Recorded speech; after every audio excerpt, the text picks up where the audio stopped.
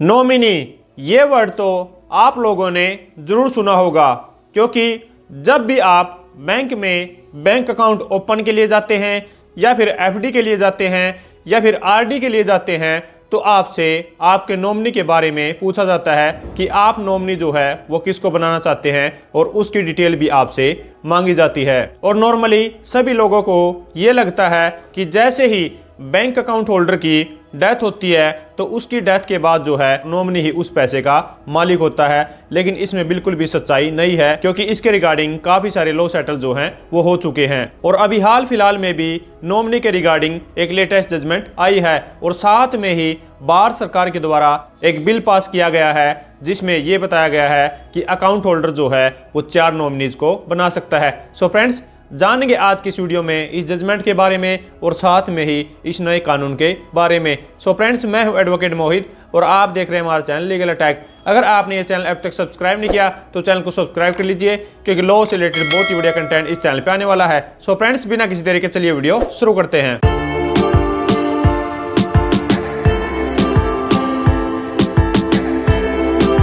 So friends, सबसे पहले हम जान लेते हैं कि नॉमिनी जो है वो कौन होता है और उसकी क्या ड्यूटी होती है। तो सबसे पहले मैं आपको बता देता हूं कि नॉमिनी जो है उसको एक कस्टोडियन, उसको एक मैनेजर, उसको एक ट्रस्टी माना जाता है। तो अब मैं आपको बता देता हूं कि नॉमिनी की क्या ड्यूटीज रहती हैं। कि अगर अकाउंट होल्डर की डेथ हो जाती है तो उसकी डेथ के बाद जो भी उसके अकाउंट में पैसा है तो उस पैसे को जो है वो नॉमिनी कलेक्ट कर सकता है, और उसको कलेक्ट करने के बाद जो भी अकाउंट होल्डर के लीगल हेयर्स हैं उनमें उस पैसे को इक्वली डिवाइड करना होता है। ये होती है नॉमिनी की ड्यूटी। और अगर नॉमिनी जो है वो खुद भी एक लीगल हेयर है तो वो अपना हिस्सा रख सकता है और बाकी के जो अमाउंट उसके पास बचता है वो बाकी के लीगल हेयर्स में उसको डिवाइड करना होता है। तो अब मैं आपको लेटेस्ट जजमेंट के बारे में बता देता हूं जिसमें नॉमिनी के बारे में डिस्कस किया गया है। तो उस जजमेंट का नाम है Manoj Kumar Sharma versus union of India. 13 नवंबर 2024 को ऑनरेबल इलाहाबाद हाई कोर्ट की ये लेटेस्ट जजमेंट आई है। तो अब हम इस केस के फैक्ट्स जान लेते हैं कि इस केस में क्या हुआ था। इस केस में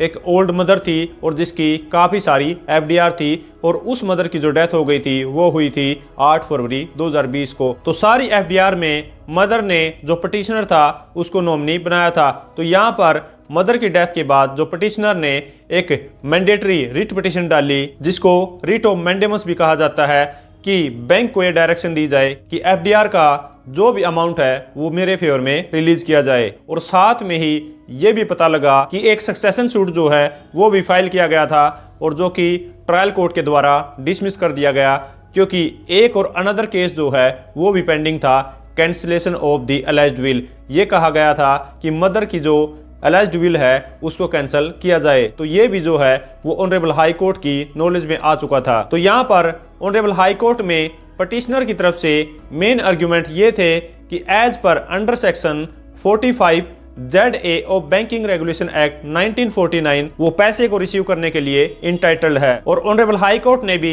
ये ही कहा कि जो पिटिशनर है वो एज ए नॉमिनी पैसे को रिसीव कर सकता है और वो पैसे को रिसीव करने के लिए इंटाइटल्ड है। लेकिन ऑनरेबल हाई कोर्ट ने ये कहा कि ये जो एफडीआर्स का पैसा है ये सब्जेक्ट टू सक्सेशन लॉज है। तो यहाँ पर इस रिट पिटिशन को डिसाइड करते हुए ऑनरेबल हाई कोर्ट ने ये कहा कि हमारी नॉलेज में ये बात आ चुकी है कि इन एफडीआर के रिगार्डिंग या फिर प्रॉपर्टीज के रिगार्डिंग जो है वो केसेस पेंडिंग है। तो यहाँ पर ऑनरेबल हाई कोर्ट ने ये डायरेक्शन दी कि ये जो भी एफडीआर का पैसा है नॉमिनी के द्वारा, वो पिटिशनर के द्वारा वो ट्रस्ट में रखा जाएगा और नॉमिनी उस पैसे को होल्ड करके रखेगा। और जब भी कोर्ट का इन केसेस में डिसीजन आएगा तो उस डिसीजन के हिसाब से ये जो पैसा है वो सारे एलआर्स में इक्वली डिवाइड हो जाएगा। और साथ में ही बैंक को भी ये डायरेक्शन दी गई कि 3 हफ्ते के अंदर अंदर ये जो पैसा एफडीआर का ये पिटिशनर के फेवर में रिलीज किया जाए। और पिटिशनर को भी ये डायरेक्शन दी कि पिटिशनर जब भी बैंक से ये पैसा रिसीव करेगा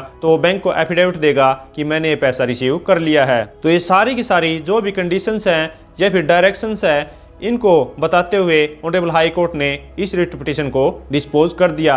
तो अब मैं आपको वो लॉ बता देता हूँ, वो बिल बता देता हूँ जो कि भारत गवर्नमेंट के द्वारा डिस्कस किया गया है। तो ये जो बिल है ये इस विंटर सीजन में डिस्कस किया गया है और इसमें यह कहा गया है कि बैंक अकाउंट होल्डर जो है वो 4 नॉमिनीज को रख सकता है अपने बैंक अकाउंट में। और वो जो 4 नॉमिनी है वो 2 तरीके से रखे जा सकते हैं। एक है सक्सेसिव नॉमिनी। सक्सेसिव नॉमिनी वो होते हैं कि अगर 4 नॉमिनीज को बैंक अकाउंट में रख लिया गया है तो उसमें ये होता है कि बैंक अकाउंट होल्डर की डेथ के बाद पैसा किसको जाएगा, उसके बाद किसको जाएगा, या फिर उसके बाद किस नॉमिनी को जाएगा, या फिर उसके बाद किस नॉमिनी को जाएगा।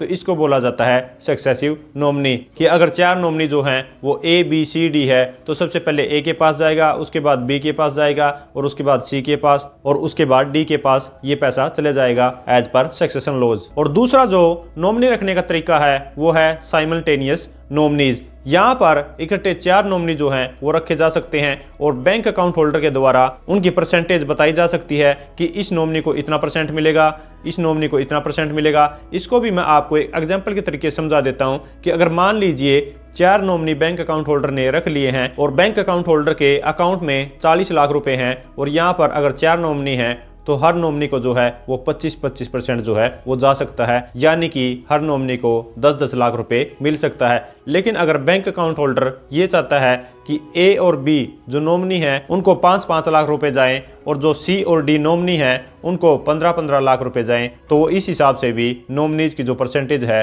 उसको डिसाइड कर सकता है। तो यहाँ पर बैंक अकाउंट होल्डर को ये लिबर्टी दी गई है कि वो नॉमिनीज की परसेंटेज जो है वो किस हिसाब से डिसाइड करना चाहता है। सो फ्रेंड्स, आशा करता हूं कि आप लोगों को समझ आ गया होगा कि बैंक अकाउंट होल्डर के बाद जो है वो नॉमिनी का कितना हक होता है और नई बिल के रिगार्डिंग जो है वो क्या डिटेल है, वो किस हिसाब से 4 नॉमिनी को रख सकता है। सो फ्रेंड्स, आशा करता हूं कि आप लोगों को इस वीडियो से, इस जजमेंट से कुछ ना कुछ सीखने को मिला होगा। और अगर ये वीडियो आपको अच्छी लगे तो लाइक कीजिए, शेयर कीजिए, और अगर आपने ये चैनल अब तक सब्सक्राइब नहीं किया तो चैनल को सब्सक्राइब कर लीजिए, क्योंकि लॉ से रिलेटेड बहुत ही बड़े कंटेंट इस चैनल पर आने वाला है। सो फ्रेंड्स, इस वीडियो में इतना ही। मिलते नए वीडियो में नए किसी लीगल टॉपिक के साथ। तब तक के लिए थैंक यू सो मच।